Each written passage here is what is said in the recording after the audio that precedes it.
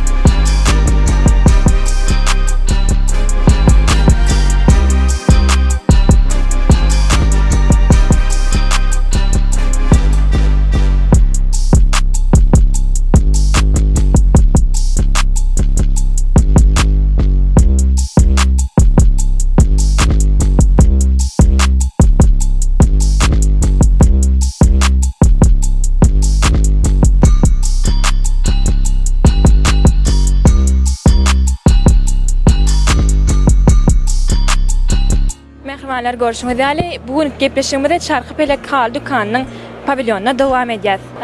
Bu sergide biziň dürli gadimden ene mamalarymyzdan miras halan halçylyk sunutynyň hallarymyzy getirdik, sergiä görkezmäne getirdik.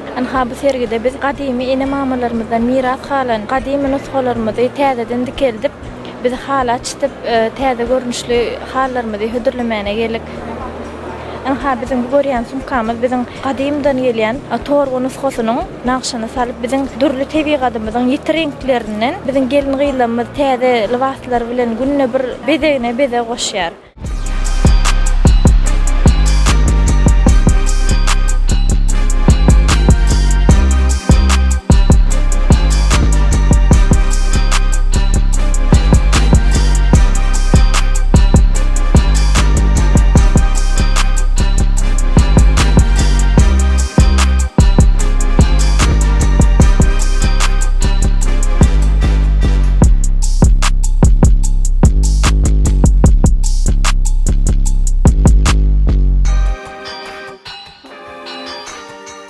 Mehmanlar görüşmek biz şu wagt Aşgar şäher häkimliginiň pavilyonuna geldik.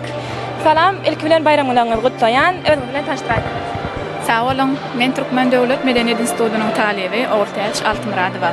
Gulaýym, anha şuň paýtagtymyz Aşgabat şäheriniň gün münasibetli Türkmenistanyň Sowda Senagat Edarasynda Ak şäherim Aşgabat adly 22-nji köpürli halkara sergisi öz işine başlady.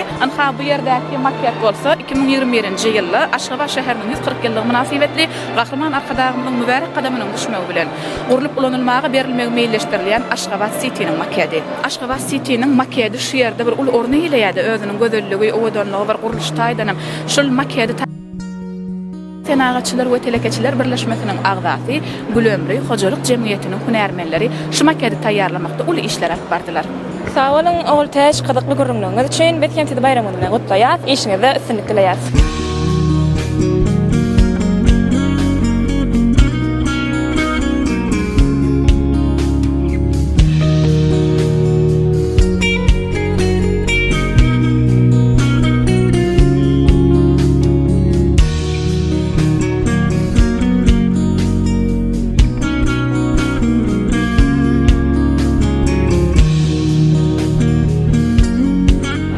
Netibämiz çekip Ak şäherim Aşgabat halkara sergisine gatnaşyp dur. Görýäňiz köşkge alyp ajaýyp köşk içinde sergi bütün dünýäden biziň sergilerimiziň tapawudy görýäňiz, binamyzyň gözelligine derediň. Adamlaryň ýüzüne hemmesine şatlyk ba, şagalanma. Görýän aýdym sa bir ýerde tans edilip dur, bir ýerde depre kakylyp dur, bir ýerde sorunly kakylýa, bir ýerde skripkaçylar şagalar çalyp aýdym oturýarlar. Himme taraplayın bizim sergimiz aydın sağ toy bilen bağlanışıklı geçiyor. Endi de görüşüňiz ýaly bizim Aýbölük mebel kärhanasy 25 ýyllary Ak şäher Aşgabat sergisine gatnaşyp gelýär. Şu ýerde öz öňürýän önümleri bilen çykdyk. Mektep partalary, ýokary okuw jaýlarynyň mebelleri, dürli görülüşler mebelleri şol bir sanyny öz öz kärhanamyzda ösürip geçişden ağlabay güçüklerimiz var. Ne görýän näle gödöllük, näle üýtgeşik Türkmeniň milli goňjy, milli büýütonjy. Olaram şol bir hanyny her bir dergah hökmany suratda biz kiçiräjik ýatajygan bolsa hökmany çykarýar. Bu da näme? Biziň elbetde bizim bir kärhanamyzyň hunarmenleriniň bir işleriniň daşyndan hem güýmenjeti hem bir işden soň bir wagtlaryny geçirmäne bir bolan okuyuplaryny orkadýar. Şu yerde de näme ýolun wurtda orduňa sergi gaty ýokary derejede gurnulan hemme mümkinçilikler we telekeçiler üçin baryan aňyrýandan döredilen bize näme galýa? Türkmen telekeçilerine diňe giýjämizi günnüýe edip watanymyza hyzmat edip işlemek galýa.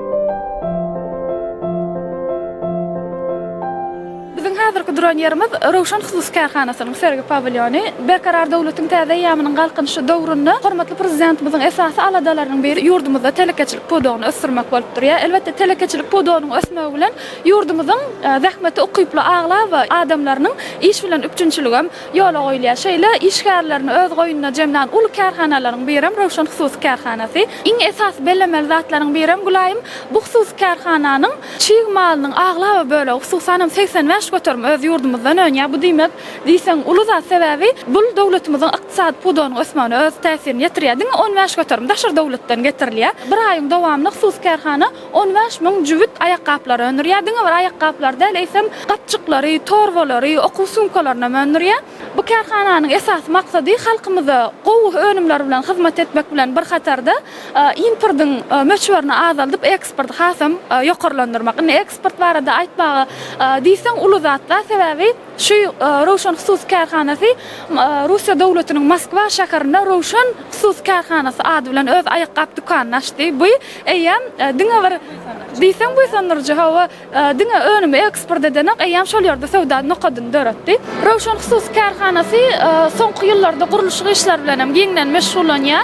Rowşan Husus Kärhanasy häzirki wagtda öz önümçiliğini giň etmek netijesinde Bahman arkadaşymyzyň hormatly prezidentimiziň telekeçilere döretip berýän giň mümkinçiliklerden peýdalanýar. Şoň üçin biz Bahman arkadaşymyza serdarymyza ýurdumyzyň ykdysady podogyny ösürmäge ýaş telekeçilere, uly telekeçilere döredýän mümkinçilikler üçin köp sag bolsun aýdýas.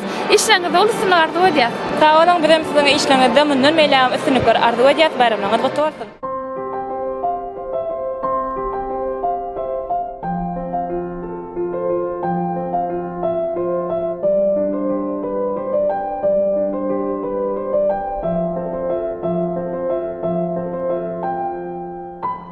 Türkmenistan Senat we Guruluş Görümçiligi Ministrligine degişli bolan ähli edara kärhanalarda öndürilýän senagat önümlerimiz we şeýle hem guruluş önümlerimiz bilen bugünkü sergi pavilyonumyzy berýär.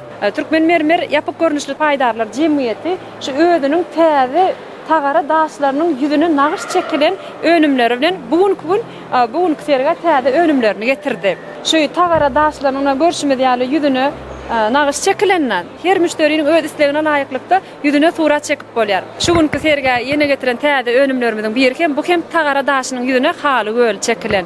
Bugünkü sergi pavilyonumyz hem bu tagara daşynyň ýüzüne haly çekilen tagara daşymyz bugünkü pavilyonumyz berýär.